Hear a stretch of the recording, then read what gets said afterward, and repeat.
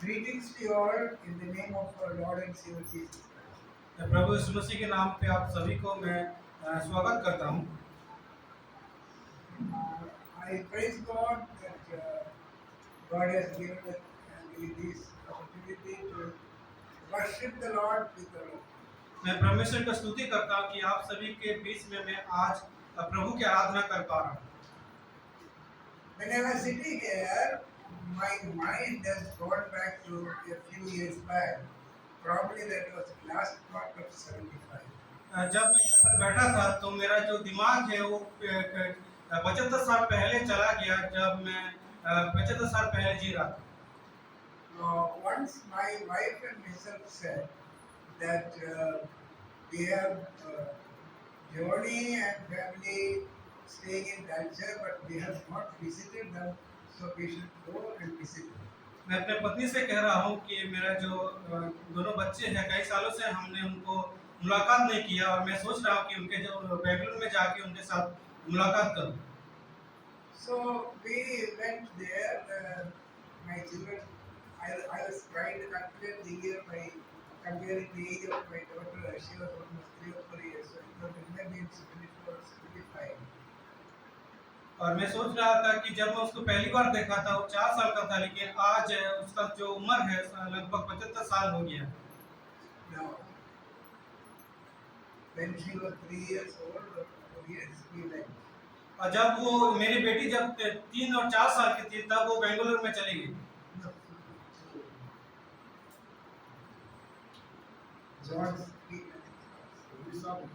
उड़ीसा।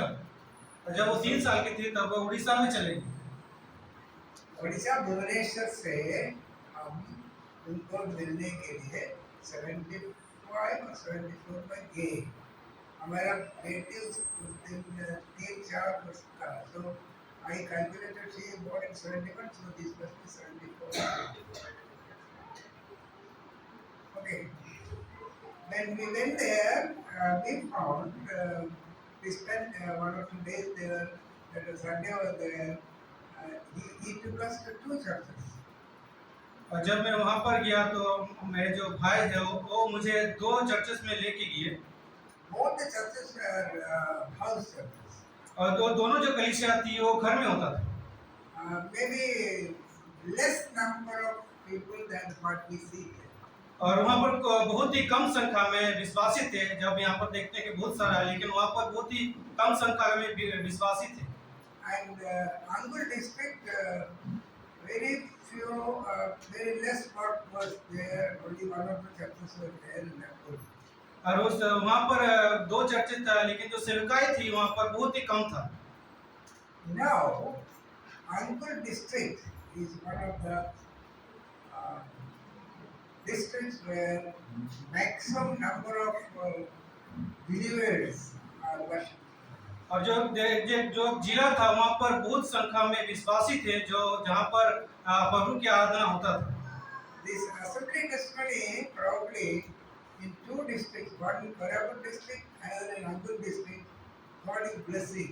और जो जिला था कि अंकल का डिस्ट्रिक्ट था और के कोल्हापुर वाला डिस्ट्रिक्ट था, जहाँ पर प्रभु की जो सेवकाई थी वो बहुत अच्छी थी। So many hundreds of people are coming to the Lord from other faiths. और बहुत सारे विश्वासी थे जो विभिन्न तरह के विश्वास में रहते थे, लेकिन फिर भी प्रभु के ऊपर विश्वास करते थे। I was hearing that one of I think one person who was studying for theology, he has written a small dissertation on the growth of assembly work in Angul and another one on Koraput. और एक प्रभु के दास थे जो uncle के district में और कोल्हापुर में district में जो सेवकाई थी, उन्होंने एक पर्ची को लिखा था या उन्होंने एक टेस्टिमनी को लिखा था। Now, to the part of the thesis, I think Stephen was doing. And I am not praising him because he is my brother. What I say is that with faith in the Lord Jesus Christ, with determination and with a burden for others, if someone will sow the seed, and that seed will grow and multiply. मैं uncle का जो मेरा भाई है उसको मैं ऊंचा उठा नहीं ले रहा हूँ, लेकिन जो प्रभु का काम उन्होंने किया है उस काम को देखते हुए मैं प्रभु को धन्यवाद देता हूँ। Uh, Everybody will praise the Lord, seeing the growth of the ministry in Angul district and Kolhapur district. और प्रभु का धन्यवाद हो कि जो अंकल के डिस्ट्रिक्ट में और कोल्हापुर में डिस्ट्रिक्ट में जो सेवकाई हुआ उसके लिए प्रभु को धन्यवाद देता हूँ। Kolhapur district, Brother Sandy Daniel was there. और कोल्हापुर डिस्ट्रिक्ट में सालिन दरियन बोल के एक भाई है, He has gone to be with the Lord. अभी वो प्रभु के साथ चले गए हैं, अभी वो जीवित नहीं है। And when I am coming to Chennai, I decided that I should see my brother and sister who is also ailing and see them before I return.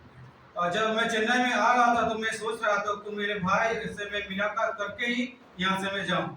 So my desire, my prayer to the Lord is that the seed that He has sown here in this city will multiply, and in the days to come, you will be able to see hand of the Lord working. और मैं विश्वास करता हूँ कि जो मेरे भाई ने जो यहाँ पर प्रभु का बीज को बोया है, आने वाले दिनों में प्रभु की नाम की महिमा वो जरूर होगा। Now, for a brief meditation from the word of the Lord, I have selected a portion from Colossians chapter 3, verse 1 to 4. आज के वचन की अध्ययन के लिए हम लोग कुलुस्सी के पत्री उसका 4 अध्याय हम लोग निकालेंगे। And I promise that I will stop at 7 because I won't take more time. मैं विश्वास करता हूँ कि 11 बजे तक मैं खत्म कर दूंगा। Now, I think many of you are new believers. मैं विश्वास करता हूँ आप में से बहुत सारे ऐसे हैं जो नए अभी प्रभु के ऊपर विश्वास किए How हैं। many of you are new believers in the Lord? Can you raise your hand? मैं चाहता हूँ कि जो नए विश्वासी है वो जरा मेरे लिए हाथ को खड़ा करें, जो नया विश्वासी है, जो अभी अभी प्रभु के ऊपर विश्वास किए हैं। How many of you are new to the Lord? कौन कौन है जो अभी Maybe 1 or 2 years. हो सकता है कि 2 साल 1 साल पहले आपने प्रभु के ऊपर विश्वास किए हैं। मैं चाहता हूँ कि आप अपने हाथों को उठाएं। मैं देखना चाहता हूँ कि नया विश्वासी कौन कौन है। So all of you are very old, 2 years. Now, why I asked you this? क्यों मैं इस सवाल को पूछा रहा हूँ? In the brethren churches, the word of the Lord is taught very nicely. और ब्रदर की कलीसिया है में जो प्रभु का वचन है वो बहुत ही अच्छी तरह से सिखाया जाता है। So I will ask 2 or 3 questions and you have to answer them. और मैं 2-3 सवालों को पूछूंगा और मैं चाहता हूं कि आप उनका उत्तर को दें। How many books are there in the Bible? और कितनी किताबें हैं पवित्र शास्त्र बाइबल में? You can just tell. आप कोई भी आप बता सकते हैं। How many are in the Old Testament? How many are in the New Testament? कितनी किताबें ओल्ड टेस्टमेंट में है, पुराने नियम में, और कितनी किताबें नया नियम में है? The New Testament, how many books are there? नया नियम में कितनी किताबें हैं?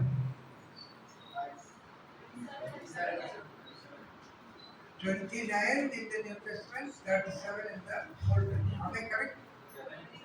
39 plus 36. Yes. Out of these 37 New Testament, how many books are written by Paul? और जो नया नियम के 27 किताबें हैं उनमें से कितने किताबें प्रेरित पौलुस ने लिखी हैं? 14. 14।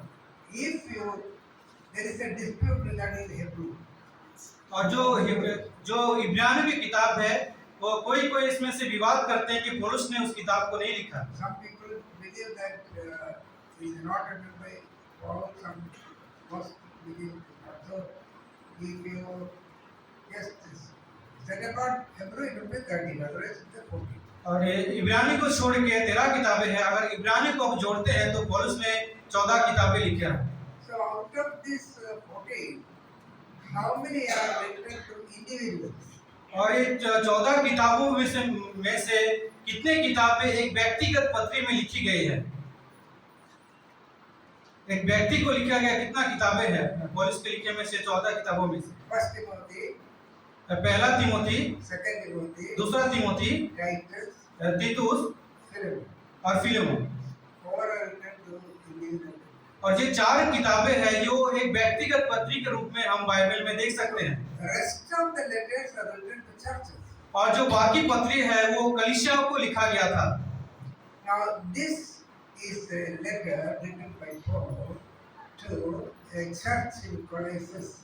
और जो ये जो कलीसियों की पत्री है, एक पत्री को पौलुस ने कलीसियों के कलीसियाओं को लिखा था। Do you know, when he is writing this letter, he is in the prison. और जब ये पत्री को उन्होंने लिख रहा था तब पौलुस जेल में था। He was in house arrest and he was allowed to meet people at that time. Even then he was preaching to people.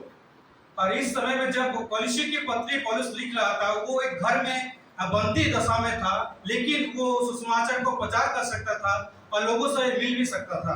How many prison letters are there written by Paul? और कितने किताबें Epistles written from prison. अब कितने बंदी गृह में से पौलुस ने कितने किताबों को लिखा? Number one, Ephesians.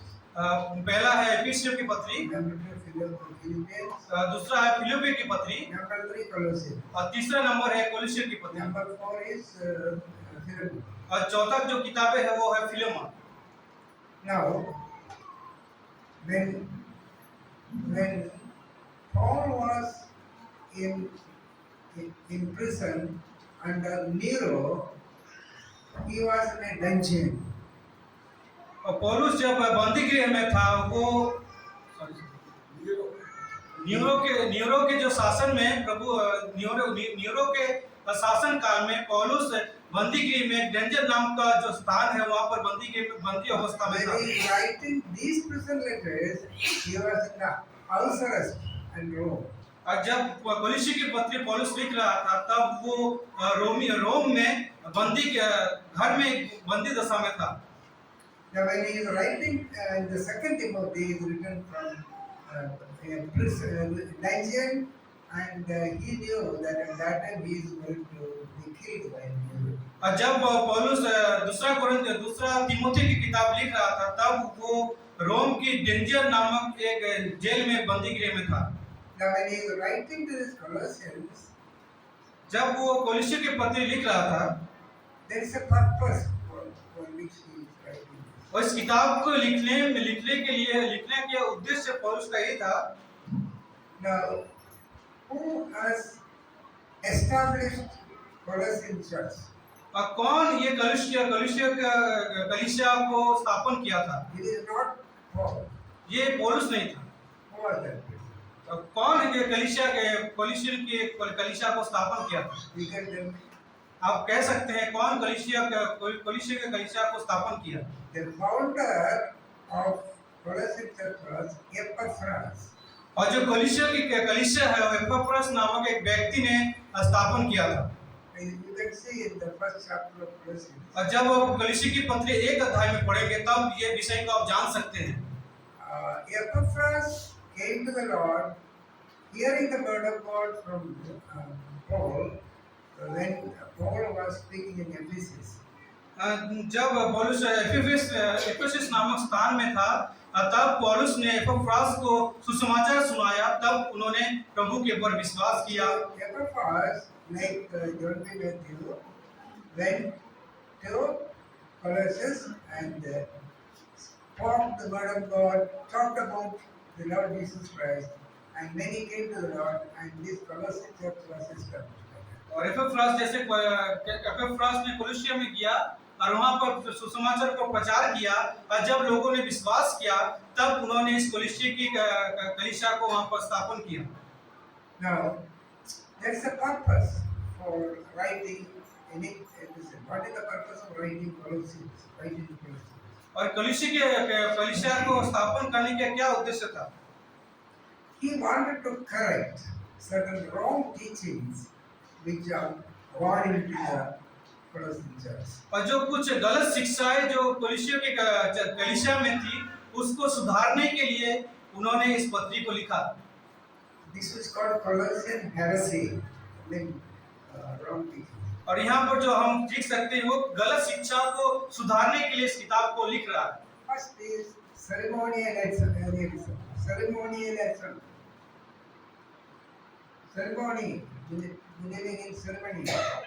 और जो पहले बात वहाँ पर लिख रहा है कि सेरेमनी के विषय में वो लिख रहा है। In chapter 2, verse 16 to 17, it is written. जब 2 अध्याय का 16-17 में इस प्रकार लिखा है, इसलिए खाने पीने या पर्व या नए चांद के सप्त के विषय में तुम्हारा कोई फैसला ना करे, क्योंकि ये सब आने वाली बातों का छाया है, पर मूल वस्तु मसीह की है। And another teaching was asceticism. That means, chapter 2, verse 21. 2:21. अध्याय 2:21 में लिखा है कि ये न छूना, उसे न चखना और उसे हाथ न लगाना। So people are teaching all these sort of things. Don't, as a believer, don't do this, don't touch that one, not make this one. ये गलत शिक्षाओं को वहाँ पर सिखाया जा रहा था कि तुम उसको मत छूना, तो ये चीज ना खाना, इसके बारे में लिखा है। And there were many people who were not giving due importance to Jesus. और ऐसे बहुत सारे विश्वासी थे कि जिन्होंने प्रभु यीशु मसीह के ऊपर महत्व नहीं दे रहे थे। That is why the writes about, as a matter of fact, the first part of Colossians epistle deals with the work and the person of the Lord Jesus Christ. और जो कोलिसी की किताब है वो प्रभु यीशु मसीह और उनके कार्यों के ऊपर आधारित है। There were many people teaching some secret knowledge. और बहुत सारे व्यक्ति हैं कि जो गुप्त विषय को सिखाते हैं। Chapter 2 verse 18. 2:18 में लिखा है, There were many people who were completely depending upon wisdom and knowledge, not on the Lord Jesus Christ. और ऐसे बहुत सारे विश्वासी कलीसिया में थे जो बुद्धि और ज्ञान प्रभु यीशु के से नहीं है, इस तरह के ऊपर विश्वास करते थे। That is why Paul writes about Jesus Christ. Who is Jesus Christ? इसीलिए पौलुस इस किताब में लिख रहा है कि प्रभु यीशु मसीह कौन है। He is the image of God. Where chapter 1 verse 15. 1:15 में लिखा, इस प्रकार लिखा है, वो तो अदृश्य परमेश्वर का प्रतिरूप और सारी सृष्टि में पहलौठा है। He is the creator. 1:16. यहाँ पर लिखा है प्रभु यीशु मसीह क्या सृष्टि करता है। He is the sustainer of all things. Verse 17. 17 में इस प्रकार लिखा है कि वो सब वस्तुओं में प्रथम है। He is the head of the church. Verse वो 18. वो कलीसिया का सिर है। He is the one who was resurrected first. Verse 18. और 18 में लिखा है कि वो एक पहला व्यक्ति है जो मृतकों में से जी उठा है। He is the one in whom fullness of the deity in bodily form we can see. वही एकमात्र परमेश्वर है जो ईश्वर का जो क्षमता है उनके पास ही है। The human form is the representation of the full deity of God. वो मनुष्य था, लेकिन मनुष्य होने के बावजूद भी जो ईश्वर का गुण था वो प्रभु यीशु मसीह में था। Verse 19, chapter 1, verse 19 to 9. Now he is also the reconciler. वो ये क्या है, वो मेल मिलाप करने वाला एक परमेश्वर है। So he wants to show that Christ is adequate. और वो इस प्रकार से कहता है कि प्रभु यीशु मसीह एकमात्र करने का क्षमता रखता है। And he says, we are also given this fullness of Christ through the Lord Jesus Christ when we believe. और जब हम प्रभु यीशु के मसीह के ऊपर विश्वास करते हैं तो उनके द्वारा उनके सारा गुण हमारे पास में आता है। So this Colossian heresy was a mixture of Judaism and also a thing called Gnosticism. और जो कलीसिया के जो शिक्षाएं थे वो जुडाइज्म और नोस्टिसिज्म के मिलावटी रूप में देखा गया था, देख सकते हैं। These Gnostic people, they started saying Jesus Christ came to Jesus and he took baptism. And when he died, Christ left him. Jesus already died, Christ did not die. और यहाँ पर कुछ कुछ जो गलत शिक्षा है यहाँ पर लिखा है कि प्रभु यीशु मसीह मारा, यीशु मरा, क्रिस्ट नहीं मरा। प्रभु यीशु मसीह मारा, प्रभु मरा, लेकिन क्रिस्ट नहीं मरा। This sort of peculiar teaching they were teaching. और इस प्रकार से कुछ खास जो शिक्षाएं वो वहाँ पर सिखाया जा रहा था। So Paul wanted to tell us these are poor teachings. और पौलुस यहाँ पर बताता है कि ये सब गलत शिक्षाएं हैं। So these teachings they wanted to put in the center of their life. और ये जो शिक्षाएं हैं वो हर एक विश्वासी के मध्य में रखना चाहता So था। he is telling put Jesus Christ at the center of your life. और वो सबसे यही कहता था कि प्रभु यीशु मसीह को अपने जीवन में मुख्य स्थान दो।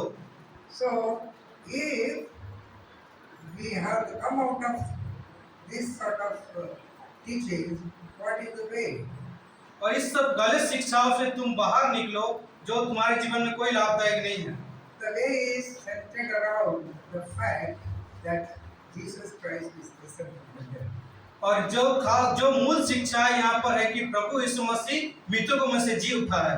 So chapter 3, there is a transition from the first thought, that is Christ, the person and work of Christ, and then second part is the practical application of doctrine of Christ in the life of the believer. और जो पहला 3 अध्याय का जो पहला भाग है वहाँ पर प्रभु यीशु मसीह का जी उठने का बारे में लिखा है।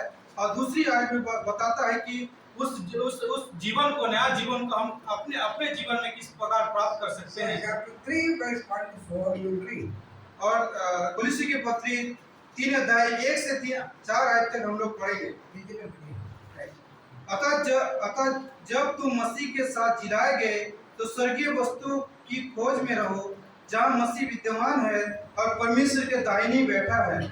पृथ्वी पर की नहीं परंतु स्वर्गीय वस्तुओं पर ध्यान लगाओ, क्योंकि तुम तो मर गए और तुम्हारा जीवन मसीह के साथ परमेश्वर में छिपा हुआ है। जब मसीह जो हमारे जीवन है प्रकट होगा तब तुम भी उसके साथ महिमा सहित प्रकट किए जाओगे। So here Paul is telling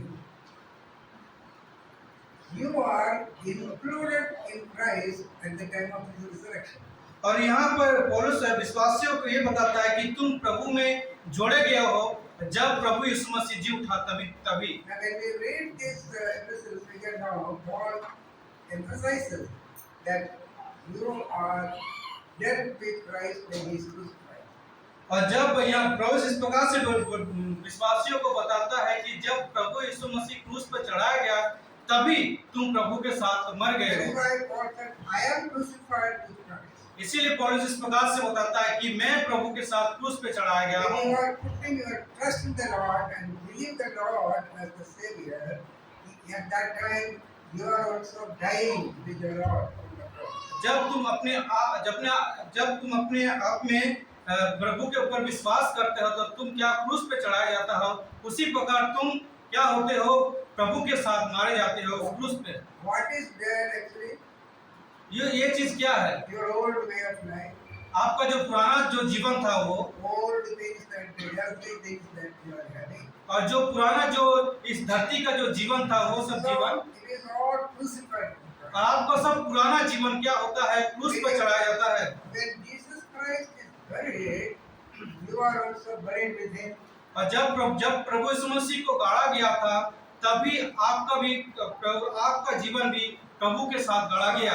Jesus Christ resurrected, you also resurrected. जब प्रभु यीशु मसीह मृतकों में से जी उठा तब आप भी प्रभु के साथ जी उठे। That is why he says, you have been raised with Christ. इसीलिए यहाँ पर इस प्रकार बताता है कि तुम भी प्रभु के साथ जिलाए गए हो।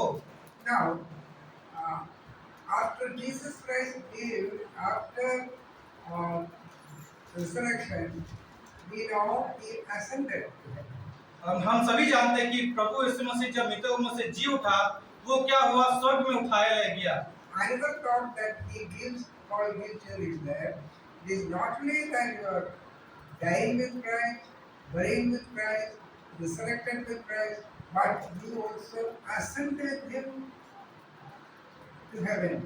और दूसरी बात पौलुस यहाँ पर लिखता है कि आप प्रभु के साथ मारे गए हो, गाड़े गए हो, जी उठा, और क्या हुआ, आप प्रभु के साथ आप भी क्या हो, स्वर्ग में उठाए लिए गए हो। That's why he says, you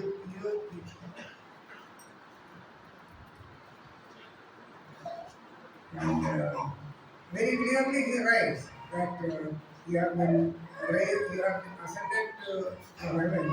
You Ephesians chapter 2 verse 6.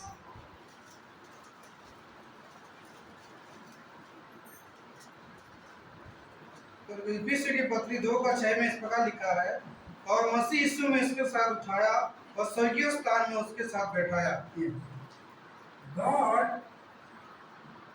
made Jesus Christ to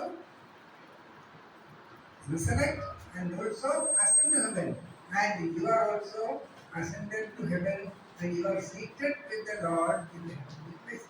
जिस प्रकार पिता ने प्रभु यीशु मसीह को जिलाया और पुनरुत्थित किया और स्वर्ग में जिस प्रकार उठा लिया गया, उसी प्रकार तुम भी मारे गए हो, गाड़े गए हो और जिलाए गए हो, और क्या प्रभु के साथ तुम भी उस स्वर्ग स्थान में बैठाए गए हो। What a privilege it is that तो क्या if you are seated with God along with Christ, it is a great privilege. It is a place of honor and a place of authority. और कितनी सौभाग्यवानी बात है कि आप सभी को प्रभु यीशु मसीह के साथ बैठाया गया है, और कितनी खुशी की बात है। I think if we get seated with the big rulers, we can very happy. जब आपको किसी बड़े बड़े रूलर के साथ या किसी बड़े बड़े नेता के साथ आपको बैठा दिया जाएगा, तो आपको बहुत ही खुशी होगा। That is why Jesus Christ said, all power on earth and heaven is given to me. इसीलिए प्रभु यीशु मसीह इस प्रकार से कहता है कि सारी धरती और स्वर्ग का क्षमता मुझे दिया गया है। If that power is given from Lord Jesus Christ is sharing the same power and authority to each believer also. वही जो क्षमता है प्रभु यीशु मसीह ने हम सभी को दिया है। Let us see what resurrected Jesus Christ did. आज हम देखेंगे कि वो जी उठा प्रभु हमारे लिए क्या करता है। Jesus has left the tomb. When he is resurrected, he did not remain in the tomb. He came out of the tomb. और प्रभु यीशु मसीह जब जी उठा, वो कब्र में नहीं था, लेकिन कब्र से वो बाहर निकल गया। Then he was with his disciples. और तब वो प्रभु के जो चेले थे उनके साथ वो था। Then he was doing the will of God. और तब भी वो पिता परमेश्वर की जो इच्छा था, उस इच्छा को वो पूरा करता था। So if you are resurrected with Christ, और जब आप प्रभु के साथ जी उठाए लिए गए हो, you are not supposed to be in the place you were earlier. और जब आप प्रभु के साथ जिलाए गए हो, तो आपका जीवन कभी भी उस पुराना जीवन की तरह नहीं होना है। You have to come out from there. और आपको उस पुराने जीवन से आपको बाहर निकलना है। You have to be with God's people. और आपको क्या करना है, प्रभु के लोगों के साथ रहना है। That is why you should be busy in doing the will of God. और आपको हर समय व्यस्त रहना है प्रभु की इच्छा को पालन करने के लिए। So when a person tries to figure out what he should do, when a person tries to think what he should do, जब एक व्यक्ति सोचता है कि मुझे क्या करना है, some people look forward. और कुछ लोग हैं वो क्या होता है, सामने की तरफ देखते हैं। What goal I have achieved. और हमारे जो लक्ष्य है उसको पूरा हम कैसे करें।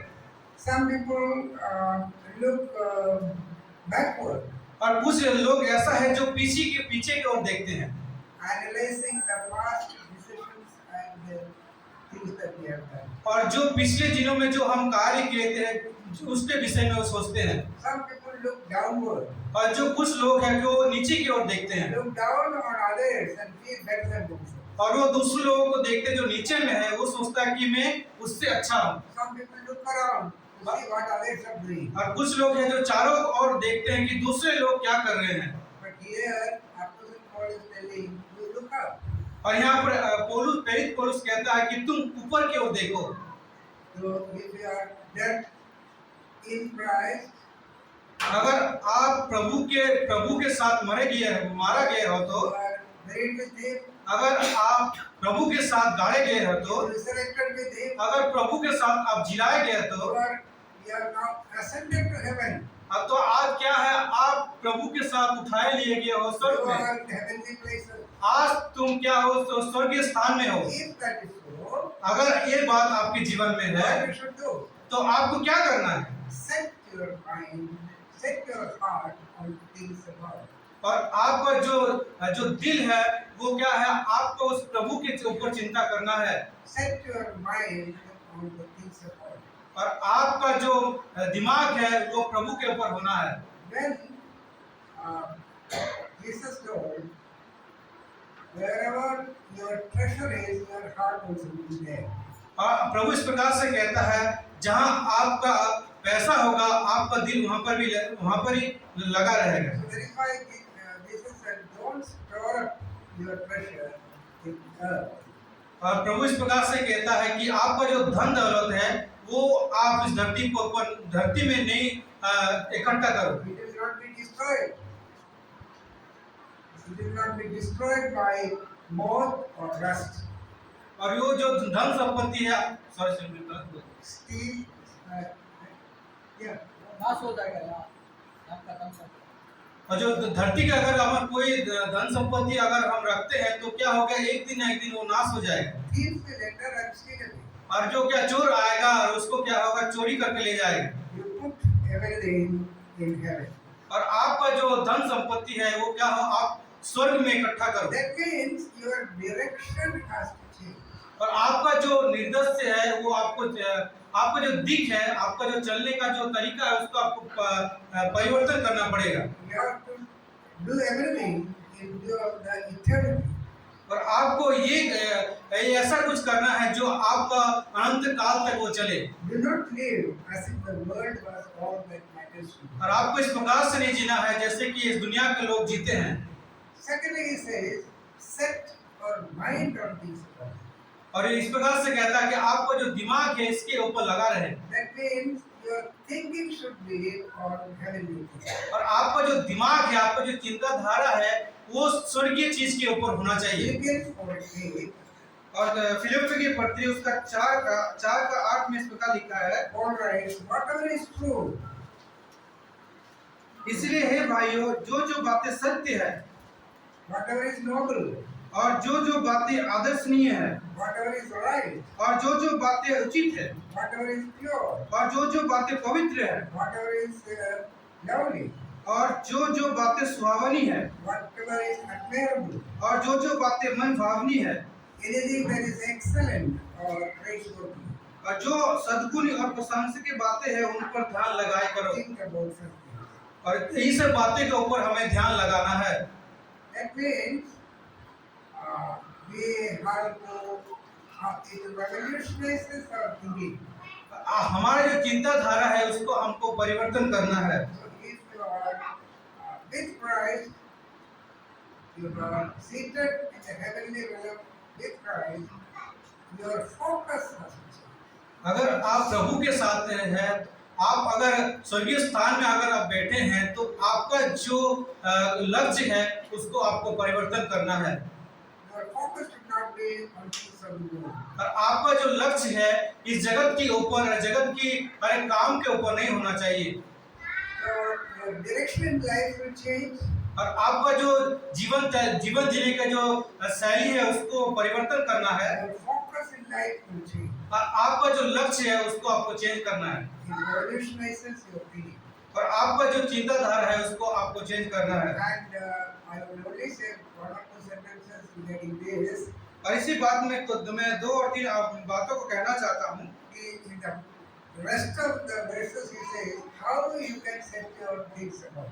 और यहाँ पर जो बाकी जो अध्याय का जो आयत है उसको आप किस प्रकार से आपको चिंताधारा को रखना है उसके बारे में बताता है। Number 1, put to death what is earthly, sexual immorality, 5:8.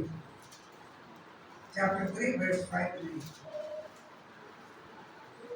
3 का 5 से 8 तक। इसीलिए अपने उन अंगों को मार डालो जो पृथ्वी पर है, अर्थात व्यभिचार, अशुद्धता, दुष्ट कामना, बुरी लालसा और लोभ को भी मूर्ति पूजा के बराबर है। इन्हीं के कारण परमेश्वर का कोप आज्ञा न मानने वालों पर पड़ता है। और तुम भी जब इन बुराइयों से जीवित बिताते हो तो इन्हीं के अनुसार चलते हो। पर अब तुम भी इन सब बातों को अर्थात क्रोध, रोष, भेदभाव, निंदा और मुंह से गालियां बकना, ये सब बातें छोड़ दो। So put up all these things, put to death all these things. और यहाँ पर इस प्रकार बताता है, ये सब गंदी बातों को तुम क्या करो, मार डालो। Put on the new self. और आपको क्या करना है, नया नया चीज को हो उसको पहनना है। Do not lie to one another. और एक दूसरे से झूठ मत बोलो। And we have to live like Christ. और आपको क्या करना है, प्रभु यीशु मसीह की तरह अपने जीवन को जीना है। Peace of Christ has to dwell in our hearts. और अब प्रभु यीशु मसीह का जो खुशी है वो अपने अपने दिलों में होना चाहिए। The word of Christ will richly dwell in you. और प्रभु का जो वचन है वो आपके हृदय में रहेगा और आपके हृदय में काम करेगा। Always read the word of God and store it up in your heart. जब आप प्रभु के वचन को पढ़ते हो तो प्रभु का वचन को अपने दिल में रखना ना भूले। So that's what exactly Saint Paul is telling us. इसे यही इस प्रकार से पौलुस यहाँ पर कहता है। So to tell briefly what I have been telling, that if you are risen with Christ, set your heart on things above. और जब आप प्रभु के साथ जिलाए गए हो तो अपने हृदय में प्रभु की बातों को रखो। Set your mind on things above. और आपको जो चिंताधारा है वो परमेश्वर के ऊपर होना है। Let it revolutionize your thinking आपका जो चिंताधारा है उसको आप चेंज कीजिए। and put off the old way of life. और जो पुराना जो स्वभाव है उसको आप उतार दें। Put on the new life. और जो नया जीवन है उसको आप पहन लें। Be with God's people. और हमेशा प्रभु के लोगों के साथ रहे। In fellowship with God's people. और प्रभु के लोगों के साथ जो संगति है उसके साथ आप बिताएं। May the Lord bless you. ये प्रभु के नाम की महिमा।